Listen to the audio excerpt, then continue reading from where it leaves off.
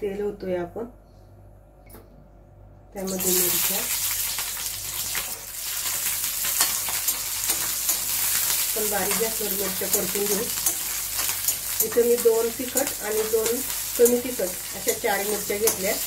मिरच्यांचा colour बदललाय त्यामध्ये आपण भेंडी टाकूया। भेंडी मी अशी मोठी मोठी कापून घेतली। तर भेंडी चांगली परतून घेऊ आणि भेंडी परतताना गॅस मोठा करायचा।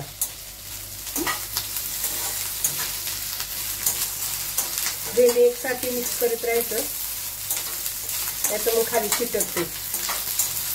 भेंडी मोठी कापून घ्यायची, बारीक कापली ना तर आपण ठेचा करतो ना तो थोडासा चिवट होतो आणि भेंडी एकदम असा लाल पण नाही, त्याला टिपके पडले पाहिजे काळे।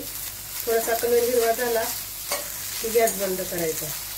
भेंडी परतली आपली, त्यामध्ये आपण लसूण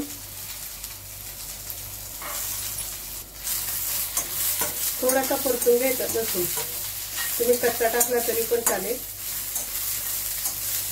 आता आपला छान असा कलर आला भेंडीला। आता आपण गॅस बंद करू। खलबत्त्यात आपण शेंगदाणे टाकूया आणि कुटून घेऊ। तर आपण शेंगदाण्याचा कुट असा जाडसर करून घेतलाय। आता आपण ही परतलेली भेंडी खलबत्त्यात काढून घेऊ आणि ठेचा बनवून घेऊया त्याचा। तुमच्याकडे खलबत्ता नसेल तर तुम्ही मिक्सर मध्ये पण बारीक करू शकता।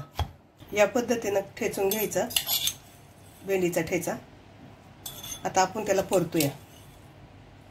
तेल गरम झालं का आपण त्यामध्ये जिरं चांगलं परतलं की शेंगदाण्याचा कूट। आपण शेंगदाणे भाजले त्यामुळे काही जास्त नाही परतायचे। तुम्ही जर कच्चे टाकत असाल तर व्यवस्थित परतून घ्या। चवीनुसार मीठ,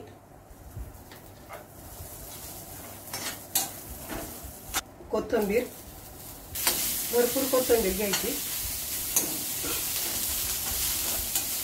मीठ आपण ठेचलेली भेंडी टाकूया आणि परतून घेऊ। आता इथे शेंगदाण्याचं प्रमाण, मिरचीचं प्रमाण आणि लसूण आता तुम्हाला ज्या पद्धतीने तिखट किती तुम्हाला कूट आवडतो शेंगदाण्याचा त्या पद्धतीने तुम्ही घ्या। ठेचा तयार झालाय, गॅस बंद करूया।